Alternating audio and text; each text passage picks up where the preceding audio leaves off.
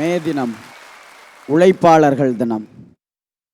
உழைப்பையும் உழைப்பாளர்களையும் மதிக்காதவர்கள் நாங்கள் கிடையாது. அதனால தான் பிரசவ வார்டுக்கு கூட லேபர் வார்டுன்னு பேர் வச்சு உழைப்பையும் தாய்மையும் ஒன்றாக பார்க்கக்கூடிய கூட்டம் இந்த கூட்டம்.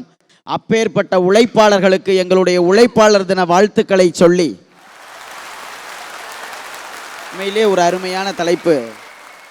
நடுவர் அவர்களே, பல்லு வளர்க்கணும்னா பேஸ்ட் வேணும், குளிக்கணும்னா சோப்பு வேணும், சாப்பிடணும்னா இலை வேணும். இன்னைக்கு நிலைமைக்கு இலை வேணும்னாலும் பணம் வேணும். எல்லாத்துக்குமே பணம் வேணும்யா, நீ வேற. அட இது கூட பரவாயில்ல, இன்னைக்கு நிலைமைக்கு பன்னீரே வேணும்னாலும் பணம் வேணும்.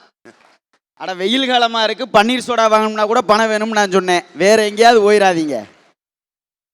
பெங்களூரில் இப்படித்தான் ஒருத்தர்கிட்ட போய் கேட்டிருக்காங்க, பன்னீர் பட்டர் மசாலா கொண்டு வரட்டுங்களா? வேணாம், விஷத்தையாவது கொடு, அந்த மசாலாவை என்கிட்ட கொண்டு வராதன்ட்டாங்க. பணம் இருந்தாதான் நடுவர்களை இன்னைக்கு வாழ்க்கையை நடத்த முடியும். துட்டு லேது ஒகட்டு லேது. பணம் இல்லைன்னா இன்னைக்கு நாட்டில் எதுவுமே நடக்காது. இதுல டாக்டர் வந்தாரு, உழைக்கிறவங்க கூட தானே கடவுள் இருப்பார், உழைக்கிறவங்க கூட தானே கடவுள் இருப்பார்னாரு. தயவு செஞ்சு டாக்டர் கிட்ட நான் ஒரே ஒரு விஷயத்த சொல்றேன், கேட்டுக்கங்க. பணம் தான் ஒருத்தனுடைய பண்பையும் குணநலனையும் நிர்ணயிக்கும். அவன் நல்லவனா கெட்டவனா உயர்ந்தவனா தாழ்ந்தவனாங்கிறத பணம் தான் நிர்ணயிக்கும். ஒருத்தன் கோடி கோடியா கொண்டு போய் கோயிலில் கொட்டினான்னு வச்சுக்கோங்க, அவன் நல்ல பக்தன்.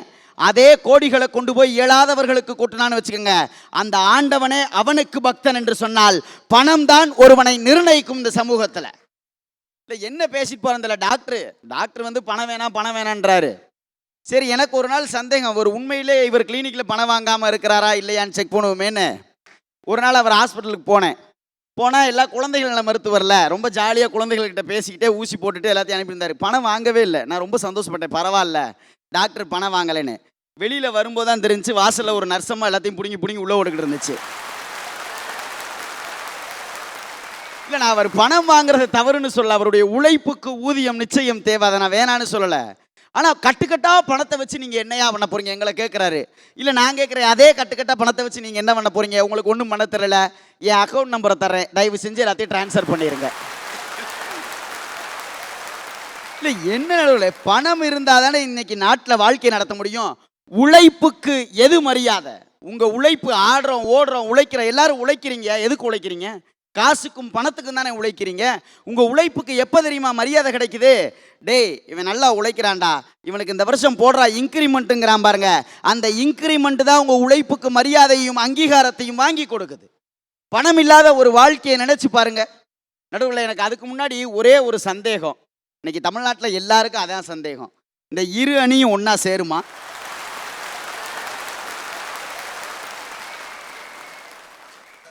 இரு அணியும் ஒன்றா சேருமான்னு என்கிட்ட கேட்டா,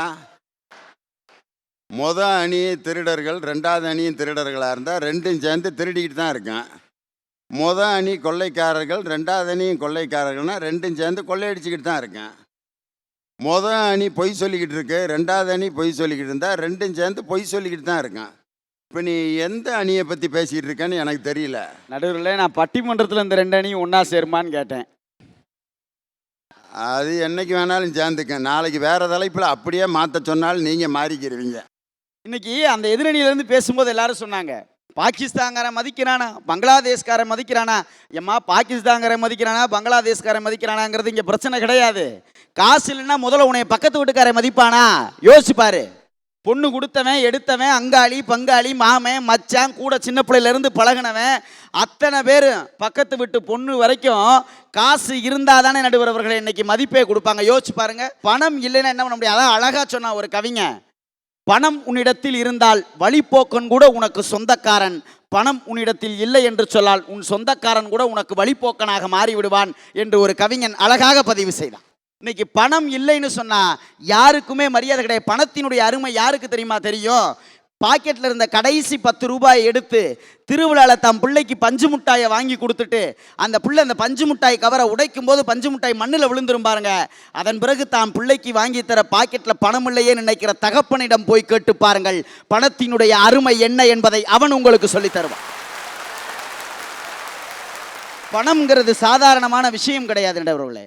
இன்னைக்கு இந்த நாட்டில் இன்டர்நெட் பயன்படுத்தின பேர் எவ்வளவோ பேர் இருந்தோம். ஒரு ஜிபி 250 ரூபா 350 ரூபா 400 ரூபாய்க்கு விற்றாங்க எல்லாருமே.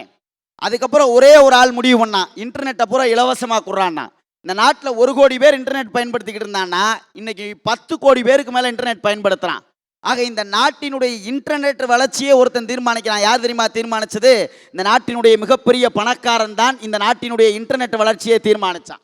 ஆக பணம் இருக்கவன் தான் ஒரு நாட்டினுடைய வளர்ச்சியை தீர்மானிக்க முடியும். சகோதரி சொன்னாங்க இந்தியாவையும் அமெரிக்காவையும் ஒப்பிட்டு. உண்மையிலேயே ஒரு ஆய்வறிக்கை சொல்லுது, நேரத்தை பார்க்காமல் உழைக்கிறவர்கள் அதிகமாக வாழுகிற நாடு இந்தியா என்கிற ஒரு ஆய்வறிக்கையை ஒரு ஆங்கில பத்திரிகை வெளியிட்டிருக்கிறது. நேரத்தை பார்த்து உழைக்கிறவர்கள், உழைப்பிலே கொஞ்சம் மந்தமானவர்கள் இருக்கிற நாடுகளுடைய பட்டியலில் அமெரிக்கர்கள் இருக்கிறாங்க. ஆனால் இன்னைக்கு அமெரிக்காவினுடைய டாலர் மதிப்பு தான் மற்ற நாட்டினுடைய பொருளாதாரத்தையே நிர்ணயிக்குது. காரணம் என்ன? அவங்கிட்ட டப்பு இருக்கு, நம்ம கிட்ட அது இல்லை. நான் ஒன்னே கேட்கிறேன், இந்த மனிதர்களை படைத்தது எல்லாம் பிரம்மா தான் அப்படின்னு சொல்றாங்க. ஆனால் நான் அதிலிருந்து முரண்படுகிறேன் நடுவர் அவர்களே. மனிதனை படைத்தது வேண்டுமென்றாலும் பிரம்மனாக இருக்கலாம். ஆனால் படைத்த மனிதனுக்கு உணவை படைக்கிறானே அந்த விவசாயி தான் இந்த நாட்டினுடைய பிரம்மா.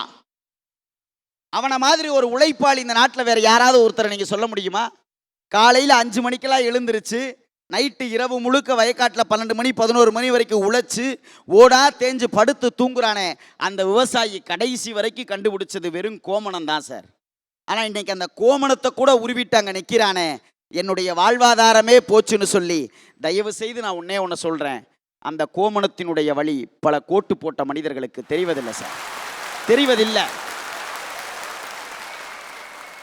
நிச்சயம் ஒரு நாள் இந்த தமிழகத்திலே நிச்சயம் ஒரு விடியல் பிறக்கும். அந்த விடியல் பிறக்கிற பொழுது அனைவருக்கும் வாழ்க்கை பிறக்கும் என்று சொல்லி வாய்ப்பிற்கு நன்றி கூறி விடைபெறுகிறேன். நன்றி, வணக்கம்.